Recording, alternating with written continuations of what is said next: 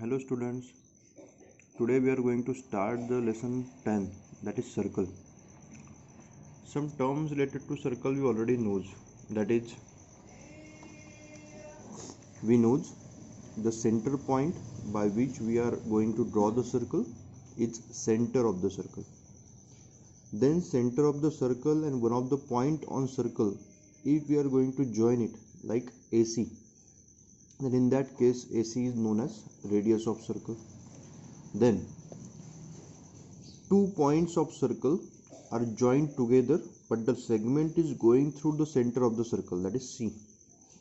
Two points on the circle, if we are joined it but the segment is passing through center of the circle, then in that case we can say that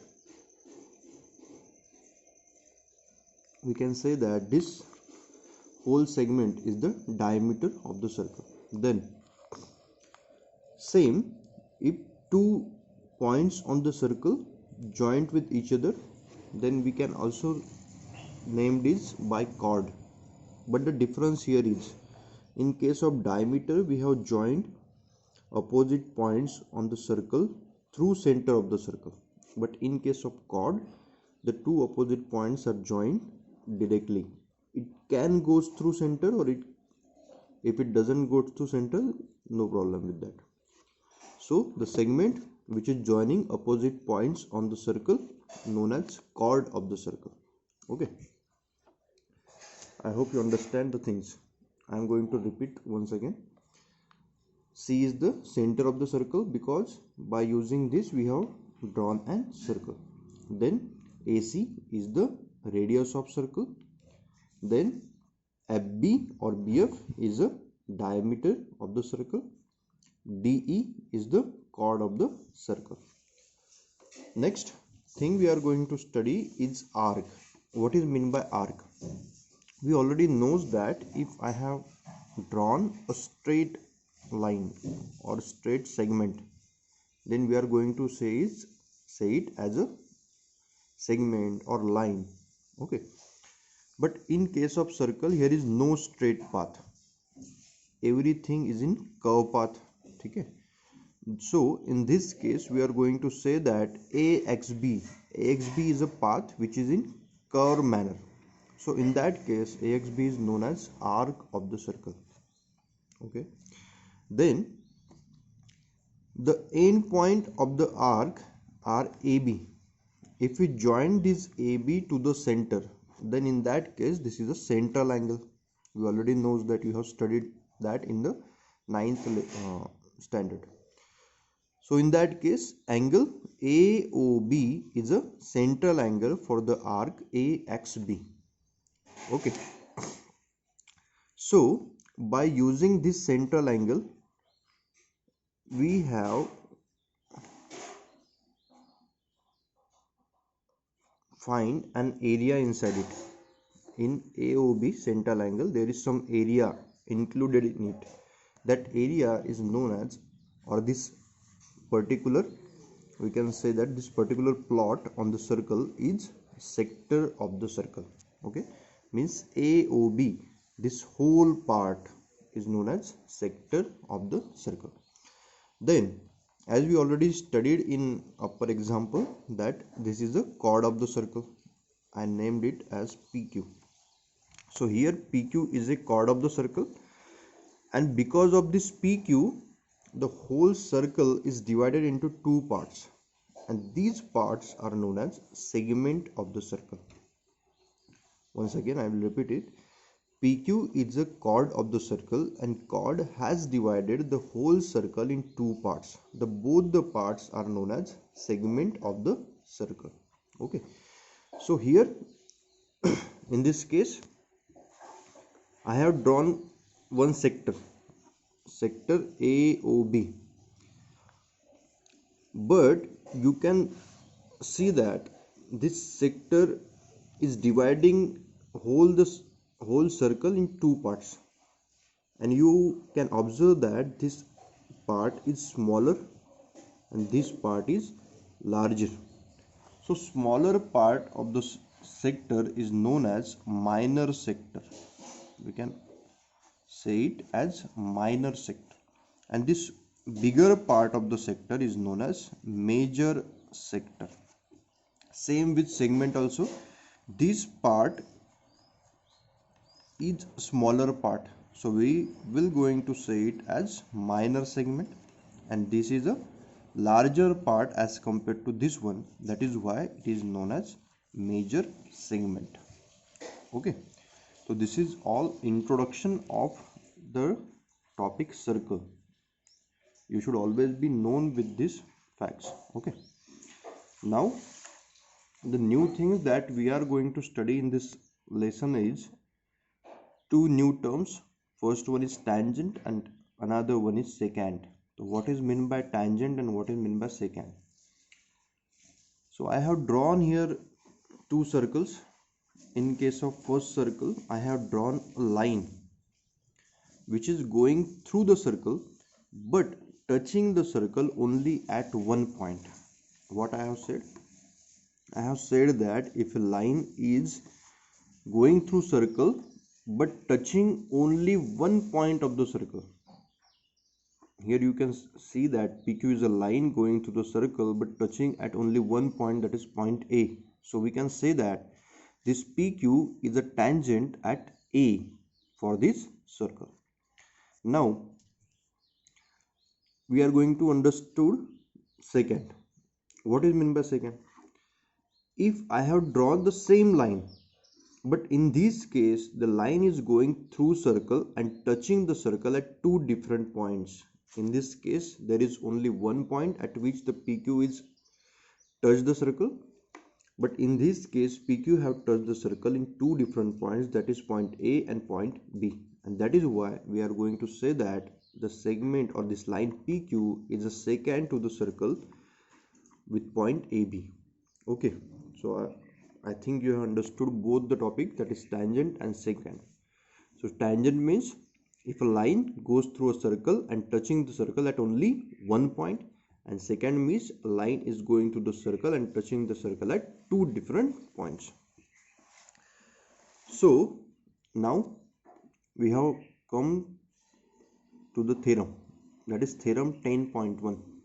I am going to read it first and going to explain you how you are going to use the segment the sentence, and by using which how you can write given, to prove and prove the theorem. So be concentrated and understood the things. Theorem: the tangent at any point of a circle is perpendicular to the radius through the point of contact. तो यहाँ पे क्या कहना चाह रहा है, the tangent at any point of circle.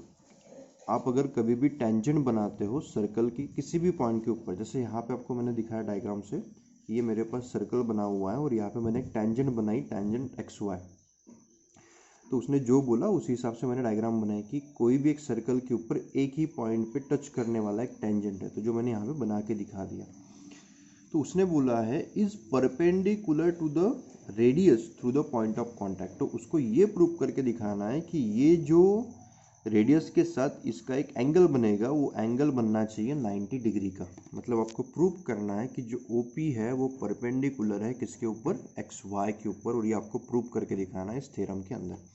तो देखो मैं इसको इस तरह से प्रूव करता हूँ। इसको प्रूव करने के लिए आपको एक कंसेप्ट समझ में आना चाहिए, ठीक है। तो वो कंसेप्ट हम पहले समझते और प्रूफ को जो है हम बाद में देखेंगे, ठीक है। तो कंसेप्ट क्या है समझो थोड़ा। फॉर एग्जाम्पल मेरे पास यहाँ पे कोई एक पॉइंट है, ठीक है, और नीचे मैंने क्या किया, एक लाइन बनाई इस तरह से। ये पॉइंट है फॉर एग्जांपल मेरा A, और आपसे अगर कोई पूछता है कि ये जो A पॉइंट है, इस A पॉइंट को, और ये मेरे पास लाइन है PQ, आपसे कोई पूछता है कि A पॉइंट और PQ के बीच का शॉर्टेस्ट डिस्टेंस आप कौन सी सेगमेंट से या कौन सी लाइन से शो करोगे, तो ऑब्वियसली आपका एक ही जवाब आएगा कि हम लोग जो है यहाँ से परपेंडिकुलर बनाएंगे, है ना।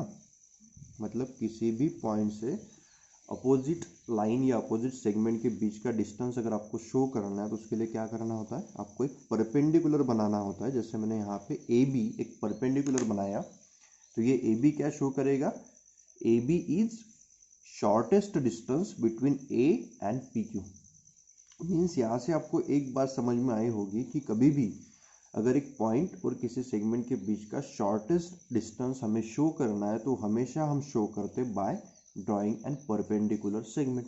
ठीक है, तो वही चीज़ हमें यहाँ पे प्रूव करनी है। मतलब हम यहाँ पे प्रूव क्या करेंगे, उसने बोला है कि ओपी क्या है, परपेंडिकुलर है, ये आपको प्रूव करके दिखाना है। तो मैं यहाँ पे यही प्रूव करूँगा कि ओपी जो है वो शॉर्टेस्ट डिस्टेंस है between x Y and O.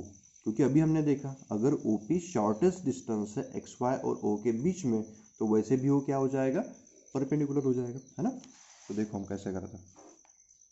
OP को हमें शॉर्टेस्ट डिस्टेंस शो करना है, तो मैं क्या करता हूँ, जैसे आपको ये सर्कल दिख रहा होगा, तो किसी भी सर्कल के अंदर उसके जो दो रेडियस होते हैं वो हमेशा इक्वल हो गए। हमने देखा था कि सर्कल के सेंटर को सर्कल के किसी भी पॉइंट के साथ ज्वाइन करने वाले सेगमेंट को ही रेडियस बोला जाता है। तो यहाँ पे ओपी भी रेडियस हुआ और ओ ए भी रेडियस हुआ। मतलब मैं क्या बोल सकता हूँ, ओपी इक्वल टू ओ ए बोल सकता हूँ। और इसका क्या रीज़न आएगा, इसका रीज़न आएगा radii of same circle. Okay, उसके बाद में मैंने यहाँ पे बोल दिया कि OP जो है वो OA के साथ इक्वल है क्योंकि दोनों भी रेडियाई है हमारे सर्कल के लिए।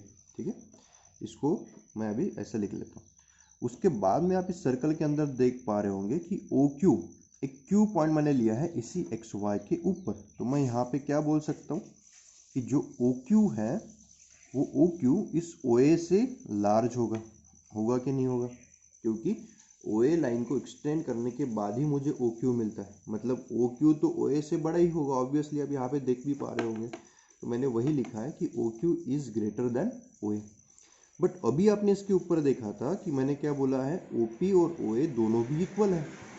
मतलब अगर OQ OA से लार्ज है उसका मतलब OQ जो है वो OP से भी लार्ज होगा। तो मैं यहाँ पे ऐसे लिख सकता हूँ OQ is greater than OP also from this, that is point number 1। तो मैं यहाँ पे लिख लेता हूँ फ्रॉम 1। ओके, तो मैंने यहाँ पे क्या प्रूव कर दिया कि जो OQ है वो OP से लार्ज है। अभी मैं यहाँ पे फॉर एग्जांपल यहाँ पे ऐसे डायग्राम बनाता हूँ। ठीक है, मैंने यहाँ से दूसरा इस तरह से सेगमेंट बनाया और उस केस में अगर मैं यहाँ पे इसको A डैश बोलूँ, इसको Q डैश बोलूँ, तो यहाँ से आप दिख पा रहे होंगे कि सेम वही कंडीशन उसके ऊपर भी अप्लीकेबल होंगी कि जो OQ डैश है वो भी OA डैश से लार्ज ही होगा क्योंकि वो OA डैश का ही एक्सटेंशन है। मतलब आप इस सर्कल के ऊपर कोई भी पॉइंट ले लो, इस सर्कल के ऊपर कहीं पे भी मैं अगर यहाँ से यहाँ तक बीच में कहीं पे भी पॉइंट ले लूँ तो वो सेगमेंट जो बनेगा, जैसे यहाँ पे OQ बना है, वो जो OQ सेगमेंट बनेगा वो हमेशा ही OP से लार्ज ही होगा क्योंकि वो जो है वो उस रेडियस से हमेशा लार्ज ही आएगा क्योंकि वो सर्कल के बाहर आ रहा है। समझ में आ रहा है आपको। तो यहाँ से मैं क्या बोल सकता हूँ, इन सभी चीज़ों का यूज़ करके मैं बोल सकता हूँ, क्या बोल सकता हूँ मैं, OP is a shortest distance between, OP जो है वो शॉर्टेस्ट डिस्टेंस हो जाएगा किसके बीच में, centre O and tangent XY, है ना। सेंटर O और टेंजेंट XY के बीच का शॉर्टेस्ट डिस्टेंस हो जाएगा। ये हमने यहाँ पे प्रूव कर दिया। और अभी मैंने आपको बताया था कि अगर कोई डिस्टेंस शॉर्टेस्ट होता है तो उसका मतलब क्या हुआ कि वो परपेंडिकुलर हो गया। और इसलिए मैं यहाँ पे बोल सकता हूँ OP परपेंडिकुलर, क्या प्रूव करने के लिए बोला था, XY। तो मैं यहाँ पे लिख लेता हूँ OP परपेंडिकुलर XY। और इस तरह से हमने इसको प्रूव कर दिया। तो आई होप आपको ये समझ में आया होगा। अगर समझ में नहीं आया तो आप इसको फिर से वीडियो को रिवाइंड करके देख सकते हो, आपको सभी चीज़ें अच्छे से समझ में आ जाएंगी। उसके बाद में आपको आपके बुक के अंदर एक एक्सरसाइज दिया हुआ है, एक्सरसाइज 10.1। तो उसमें के पहले 3 क्वेश्चन तो बहुत ही ज़्यादा सिंपल है, आप उसको काफ़ी आसानी से कंप्लीट कर लोगे। मैं आपके लिए यहाँ पे 10.1 में का 4th क्वेश्चन आपको समझा देता हूँ जो शायद आपको थोड़ा सा डिफिकल्ट लगे, है ना। तो देख लेते हैं कि क्वेश्चन में उसने बोला क्या और हमें करना क्या। तो उसने बोला ड्रॉ अ सर्कल। सबसे पहले तो आप क्या करो, एक सर्कल ड्रॉ करो। तो मैं एक सर्कल ड्रॉ कर लेता हूँ, अब भी मेरे साथ में करते जाइए, ठीक है। वीडियो को पॉज करते जाना और उसको करते जाना। तो मैं क्या करता हूँ, सबसे पहले एक सर्कल को ड्रॉ कर लेता हूँ। सो लुक स्टूडेंट्स, मैंने यहाँ पे एक सर्कल ड्रॉ कर लिया है जैसे कि उसने क्वेश्चन में बोला था, ड्रॉ अ सर्कल। और उसके बाद उसने बोला है and 2 lines parallel to given line. उसने बोला है कि 2 लाइन बनाओ एक गिवन लाइन को पैरेलल। तो मुझे सबसे पहले तो गिवन लाइन बनानी होंगी और उसके बाद में 2 पैरेलल लाइन बनाता हूँ। तो मैं सबसे पहले गिवन लाइन बना लेता हूँ। गिवन लाइन आप कहीं पे भी ड्रॉ कर सकते हो, ठीक है। एक बात को समझ लो, यहाँ पे उसने बोला है कि क्वेश्चन के अंदर एक गिवन लाइन है और उस गिवन लाइन को पैरेलल आपको 2 लाइन बनानी है। तो मैं गिवन लाइन यहाँ पे बना सकता हूँ, इधर बना सकता हूँ, यहाँ पे बना सकता हूँ, नीचे बना सकता हूँ, कहीं पे भी बनाओ, कोई प्रॉब्लम नहीं है। तो मैं यहाँ पे फॉर कंसिडरेशन क्या कर लेता हूँ, इस साइड में इस गिवन लाइन को ड्रॉ कर लेता हूँ, ठीक है। आप भी मेरे साथ में ड्रॉ कर लीजिए। सो स्टूडेंट्स, मैंने यहाँ पे सर्कल और उसके साथ एक पैरेलल लाइन, गिवन लाइन जो उसने बोली थी वो ड्रॉ कर ली है। उसके बाद उसने बोला है कि इसी गिवन लाइन के साथ में आप 2 पैरेलल लाइन बना के दिखाओ। बट जो 2 पैरेलल लाइन जो 2 पैरेलल लाइन्स आप यहाँ पे बनाने वाले हो उसमें से एक लाइन आपकी होनी चाहिए टेंजेंट और एक लाइन आपकी होनी चाहिए सेकेंड। तो अभी इसको कैसे ड्रॉ करना है वो थोड़ा सा आप समझो, ठीक है।